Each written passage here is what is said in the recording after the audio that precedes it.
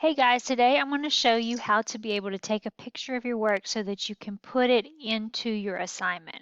First thing you want to do is in Cortina right here, which is the white space, you want to type in camera.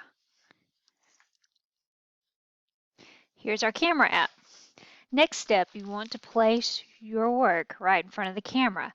Now I know it looks backwards right now, but watch what happens when you take the picture. We're going to click right here, take photo. Notice when I click on the photo right here, it is front facing so that I'll be able to grade your work. Make sure you put your name on your work and you circle your answers. Now we're not done yet because I now have to be able to see your work. Now with each assignment, I'm going to give you something called Google Drawing. In Google Drawing, that's where you're going to paste your picture. You're going to come right here to Insert, Image, and you're going to upload it from your computer since that's where you took it. Now let's see if I can find it. Here's my pictures.